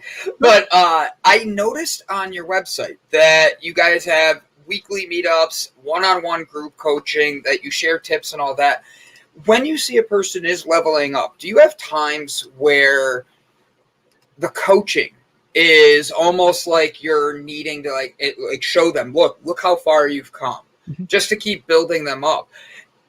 When you are the coach, you have to be able to see that in the people and build them to that next level. How do you connect with your people to make sure they know that they keep moving in the right direction? And sorry, go ahead. No, you're good. It's a great question. This is a good exercise for anybody. And you guys, I think this will resonate with you. Anytime I want to see how far I've come, I can go back and listen to episode number 1. Garbage, terrible. It's not good, but I've come so far. So what I always suggest for people is take out your cell phone right now, record an audio or video journal about where you are in your life. How do you feel about yourself? What are you excited for? What are you overwhelmed for? What's going on in your life? What are you going through? What are you about to go through? Check in with that every single month. And then you'll have your own version of your past truth. That's what I say to everybody. When it comes to clients, it's just the questions. It's just the questions of, okay, this is a great story. One day, somebody reached out to me and said, Kevin, I am terrified to talk to strangers. Like, I just don't like going up to people and asking them for questions or advice or whatever it may be. I'm terrified. And I was like, cool, me too. I think everybody is, right? Like, nobody wants to go up to a stranger and get rejected. Now, I was very in my Zen personal development, trying to improve and help other people. So I said, this young lady's name was Amy. I said, Amy, this is what we're going to do. We're going to go to the mall, because she lived locally. I said, we're going to go to the mall, and you and I are going to approach people. That's what we're going to do. Are you in? And she said, I'm in. And I was like, damn, I really, really was hoping that you were going to say no, because now I have to go do this, and I'm afraid to do it also. But we're going to do it. Whatever. It is what it is. So we meet at the mall. We hug it out. I say, Amy, it's a pleasure to meet you. Let's do this. I head straight to Starbucks to get a coffee, because I'm like, I'm not ready to do this. I need some Java delight in my life. So I go and I get some coffee, and I said, all right, Amy, this is what we're going to do. We are going to go into the store, and we're going to ask about these beanbag chairs. I want you to pretend that you're interested. Go ask a question. They're going to talk to you. It's their job. Like, they're going to talk to you. You're good. She did that. We went to another store, did that. Went to the food court, did that. We went to a bunch of different places and did it. We're getting ready to walk out of the mall, and there was these mechanical zoo animals for some reason in the mall. And I said, Amy, you know what would be really, really fear chasing if we rode those? And she's like, yeah, let's do it. And again, I was like, damn, was really hoping you're going to say no to that, because I don't want to do that. But we ended up doing it. I recorded a video of it, and I show that in my speeches. Anytime Amy has a moment, she's now on the team. She's on the Next Level U team. Like, she's been working with us for 2.5 or 3 years now. Anytime she has a bad day, anytime she feels like she's not capable, I tell her about that. I say, hey, remember like what it was like when you started, before you thought you could go back to school, and you went back to school and got a 3.92? Like, do you remember what it was like before you met these people that you never thought you'd have the opportunity to meet? I think it's about creating perspective. It's about, remember what it was like before you thought all of the things that you are doing now were even possible. Like, do you remember what that was like? And I have to do that on the days where it's hard. You know, I've had Christmases where I haven't been able to buy my girlfriend presents because I've been broke, because I've been doing this. I've been doing the entrepreneurial thing. It's still better than being on the edge of the bed suicidal. The contrast is, it's trending up. It's trending up. So if you're out there right now and you don't know how far you've come, I want you to look back on your rock bottom moment. And if it hasn't improved that much, then we have to figure out why. But awareness is always the first step. And then what you do with that awareness is your responsibility. And it's up to you.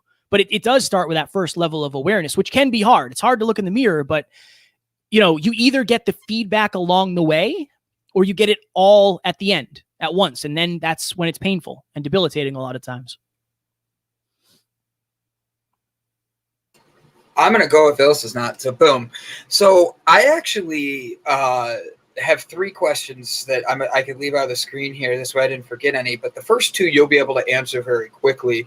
What are you reading right now? What book do you recommend everyone should read? And what would you say your greatest victory in your growth has been so far?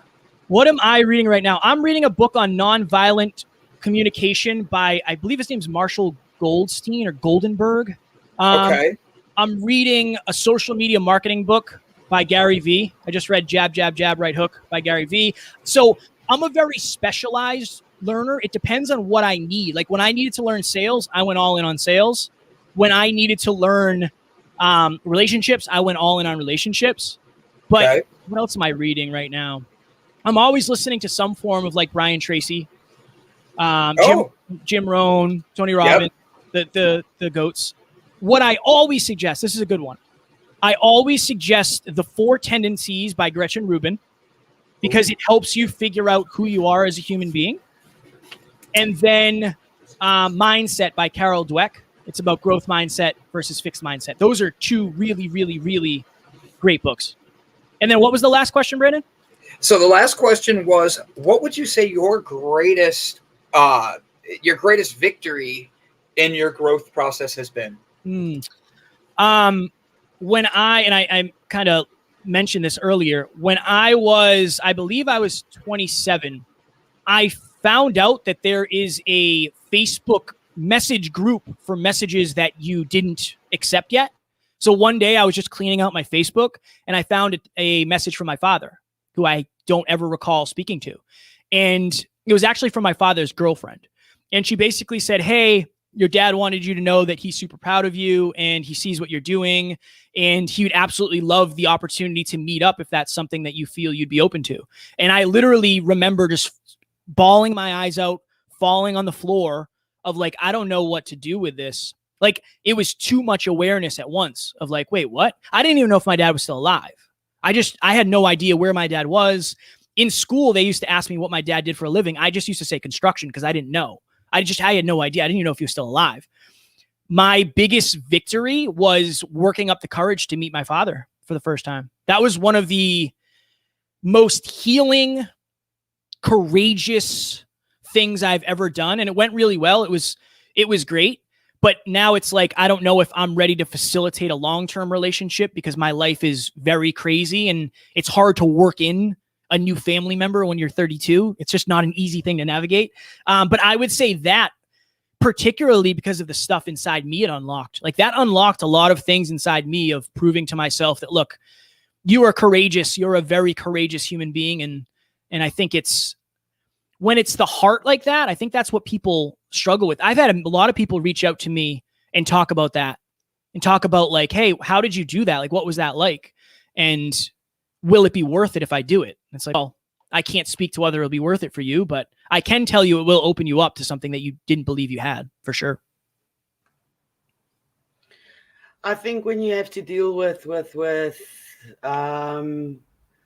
trauma from your past like that, not having a dad or not having your dad present, and I don't think people realize the how far behind you are emotionally if you do not have that father figure in your life to help you, because that's the first love that we know is our parents' love.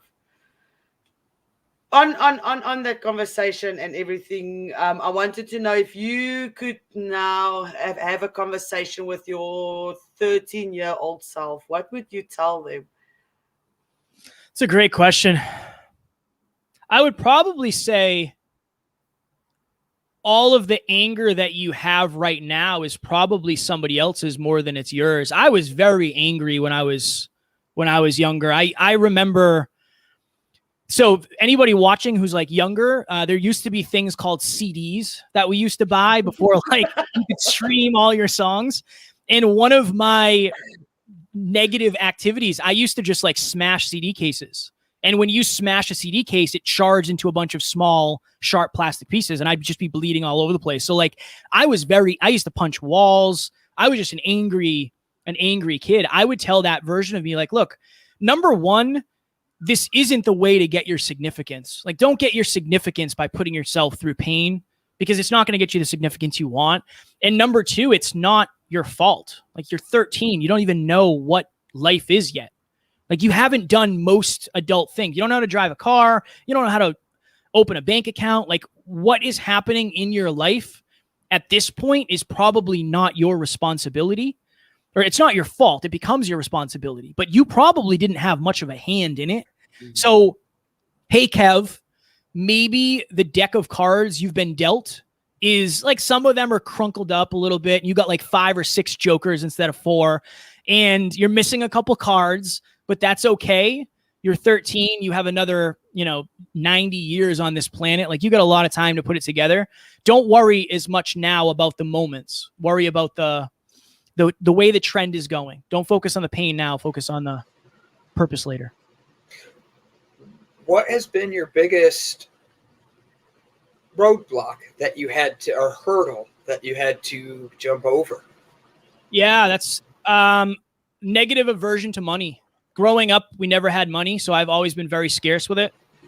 Can you elaborate on that? Because I don't think a lot of people understand that that is a very, very common mindset that people don't think, oh, no, I could have money. I could be rich. I could do this. I could have the nice car. But when they get it, they don't realize what it really is. And then changing that mindset and all that. Can you elaborate on that, Kevin? Because I talk a lot, but I love getting people to get the same things as me out there. So get it, buddy. Get it. Yeah, there's a saying that you could literally give everybody on the planet $1 million, and within a couple of years, all the money would go back to the same people who had it in the beginning. There's a reason. It's the money habits. So I track my finances every day. Like I bought and again, this is the level of awareness I'm trying to have. I bought an iced mocha latte today that was like $4.71. That's a terrible purchase. I have coffee at home that I could just pour out and take with me. But it was like, honestly, I want it, so I'm going to do it.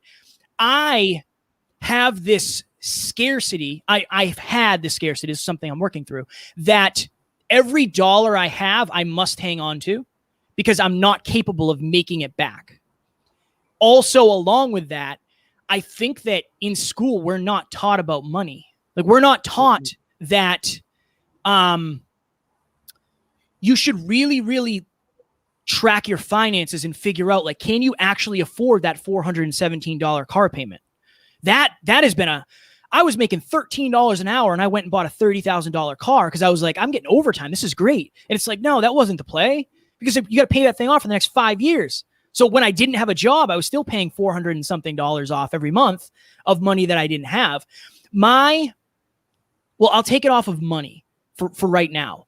You have some sort of conditioning that is making you feel the way you feel about love, about your body, about money. Because at the end of the day, all of that is energetic. So you might have some sort of energetic block from money. You're afraid of it. You've convinced yourself that people with money are bad people because in every movie, it's the rich people who are usually not very nice. And it's like, sure, that's definitely out there, but you can't help people if you can't help yourself. So I think it's just, if you grew up without money, understand that part of your unconditioning might be becoming more abundant with it. Like there's millionaires out there who are chasing the next dollar because they don't think they have enough. It's the mindset that's broken, not the habits. Not broken, but needs updating. Conditioning. Yeah, we're running on old software. Like when your phone needs an update, you plug it in and it updates and it gets new apps and everything's good. Human beings need to do the same thing, but it starts with understanding, why do I actually think the way I think? Like, what is quote unquote normal? Some people's normals are getting beaten when their parents come home drunk. That's their normal. Other people's normals are having people who do their dishes and their laundry and drive them to school in their Rolls Royce. That's normal. So we have to figure out what our normal is and what our normal has created for our expectations in our life and our futures. Get me fired up. Are you ready? Are you ready? I love it, Kevin. Keep being you, buddy. This is effing all. He hasn't used his F word, also. We forgot to tell him. You have one F word. You have one F word, and you can drop it anytime, and then we'll cheer you on because we like when people express themselves. Okay. In a F word. I might use it, or I might give it to one of you to use, so you guys can have an extra one. You know what? We've got our listeners are so kind that I've got 2 people's bags full of F words. So I think I've got enough now.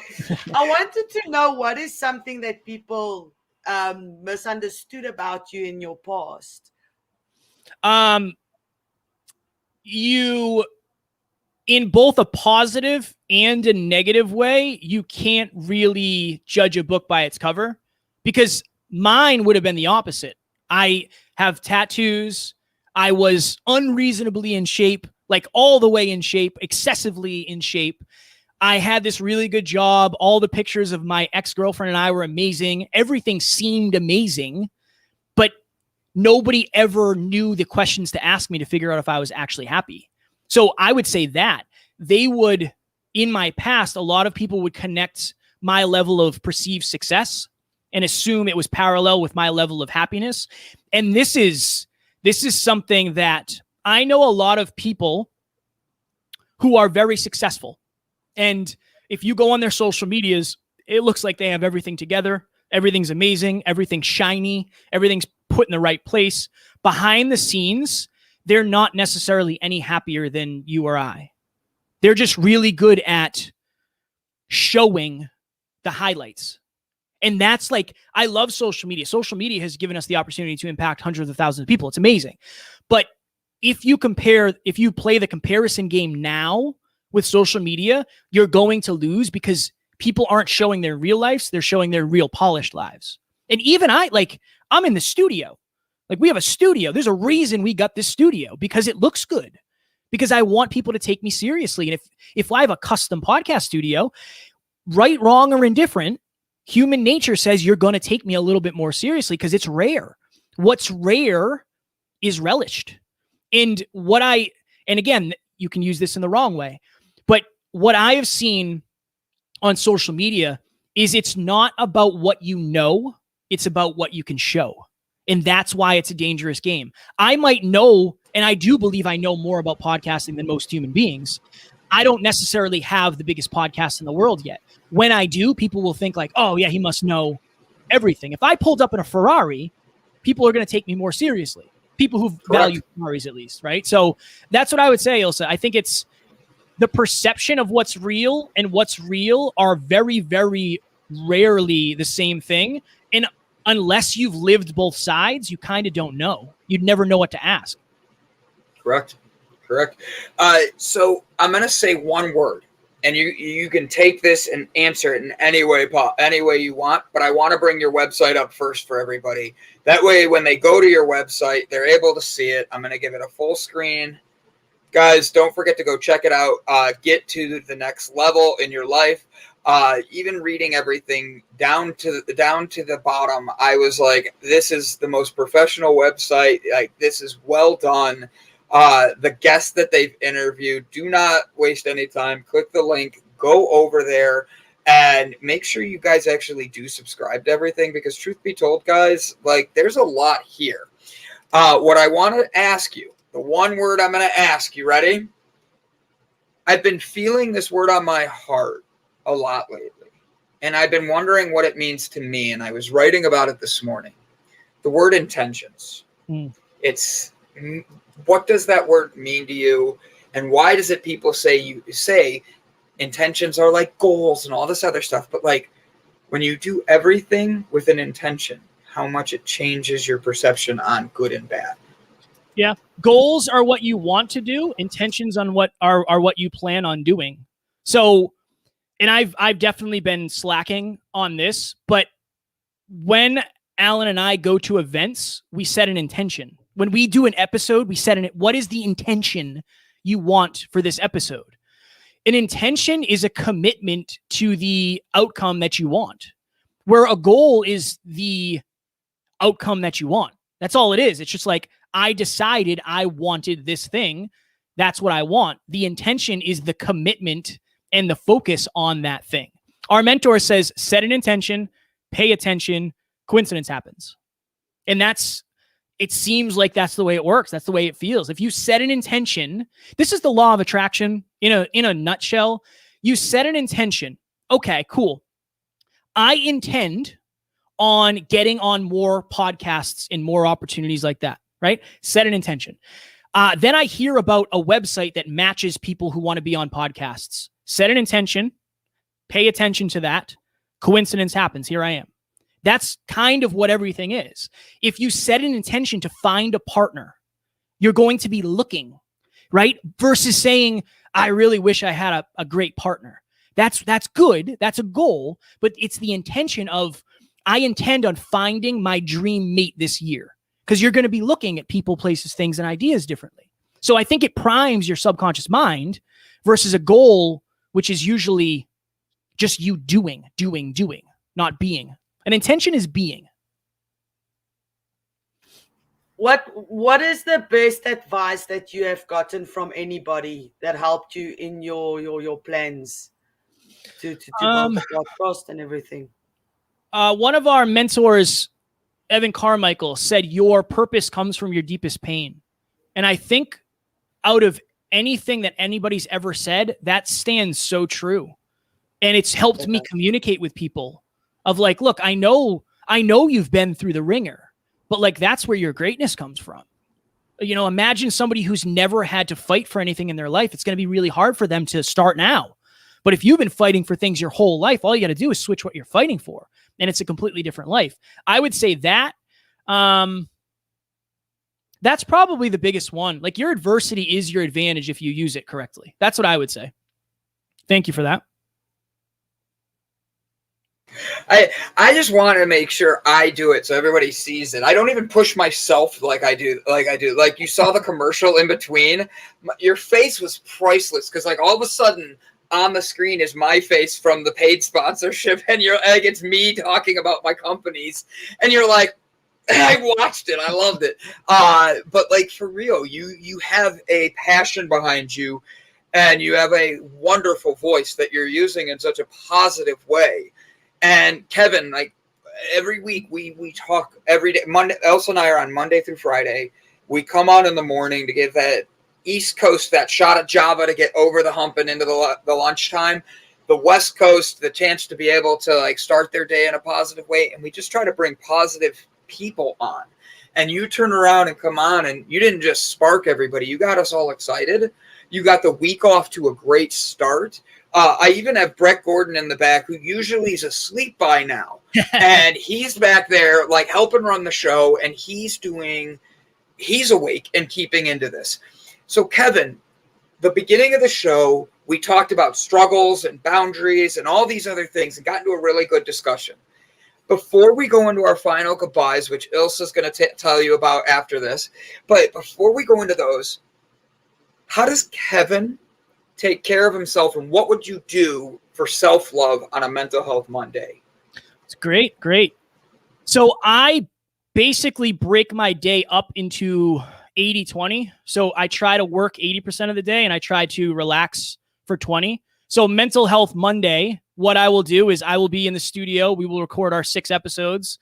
We will do our live podcast. I will go home tonight, and I will snuggle on the couch with my amazing girlfriend for 2 hours before we go to bed. Like, that is my cup fill. My self-love is seeking solitude. I'm in front of this camera all day. I'm on my, my cell phone has so many messages. So like, there's a lot of Kevin going out. I like to just to sit in silence by myself. And I'm also a huge fan of mixed martial arts. So any opportunity I get to catch a fight is a huge plus for me also. MMA or UFC? MMA is UFC. UFC is MMA. I know, but you know that what's the other one they do that's UFC? It's their counterpart. There's Bellator and there's Bellator. I only ask. So after we get off the show, I'm going to give you someone new to follow as well. He's a professional UFC fighter that wears my brand. Sorry, go ahead, Ilse. Take us into the final spot. I also like UFC. I don't know if it's trying to find out moves before I got divorced so I can slap my mother-in-law around. But I also like watching that. Sometimes people need slaps. But in any case, are we going to say goodbye now? Do you want me to take you into that?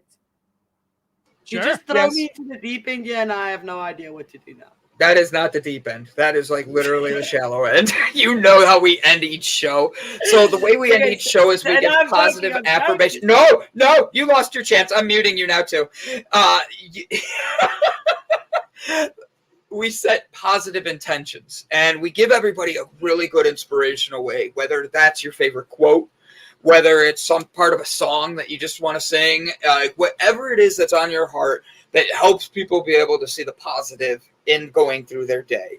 So because Ilse wants to pick on me and act like she didn't know what she was doing, Ilse, would you show us how this is done? Then we'll do Brett, me, and Kevin. You're going to be the one that ends our show for us today. All right? Done. It's Monday. My thing says muted. Don't be nasty. It's Monday, and you guys are going into Monday. The weekend is over. I have some positive affirmations that I just want you to say this morning when you look into the mirror while brushing your teeth. It is, I am unstoppable. I am worthy. I am loved.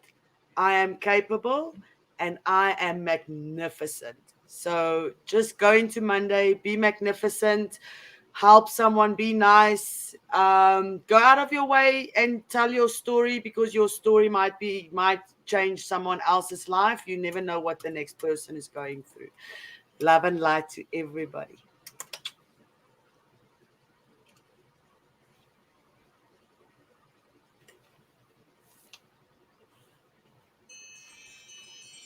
Now you can hear me.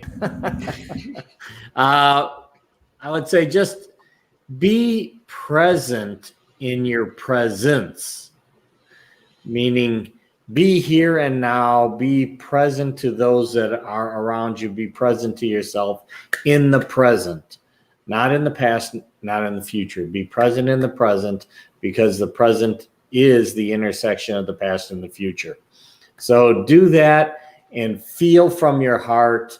Try to get out of your head, which is where I oftentimes spend, but get into your heart, and you will feel when it's right to do the things that you want to do. Well said. Do you ever respond to people just quickly? You just respond, first thing that comes into your head? I'm notorious for that. And something I was taught is I need to learn to think before I talk. It's never been my best quality. But what I've been working on is setting intentions. And one of the intentions I actually set is, when I'm having conversations with people, is stopping and taking a breath. And in that breath, I take the time to breathe it in, hold it for a second, and then answer. And that way, and then breathe out and answer. And the reason I've been trying that is that breath gives me the time to actually think instead of just respond. It gives me a second to say, well, wait a minute, that's going to sound more emotional. That's going to sound more angry. That might sound more like this. How can I change that word and catch myself? So maybe today, before you dive into the day and run around and trying to find who you are or whatever, the self-love, take that moment to love yourself enough to take a breath and not always have the answer for everyone. Because I know I do that a lot. All the pressure is on. Okay, one of my favorite quotes to live by: your reality becomes the parts of your imagination you hold on to the longest. I think a lot of us get lost in the fact that we literally only have one chance at this weird thing called life. I would rather, and I think most people would rather, chase their passion and chase what they really, really, really enjoy doing and just get 50% of the way there, because you're going to be 50% closer to your actual dreams. The people who have the results you want have probably had the imagination longer, and they've probably been doing it more consistently. So you can have whatever you want in your future as long as you're willing to do the work, do the self-work, show up. Your reality becomes the parts of your imagination you hold on to the longest. Well said. Well said. Guys, what a great episode this was. Kevin, thank you for being on. Ladies and gentlemen, thank you guys for the audience participation today. If you haven't already hit subscribe, please go click subscribe. Kevin's YouTube page is full of positivity and stuff, everything that we here focus on at Delight Cafe. So please make sure to show him the support. Ladies and gentlemen, tomorrow is a new day. And guess what? I'm grateful that all of you are here, and I look forward to seeing you all tomorrow. Kevin, hang out backstage for a few minutes. We'll be right there. Guys, have a great one, guys. Thanks.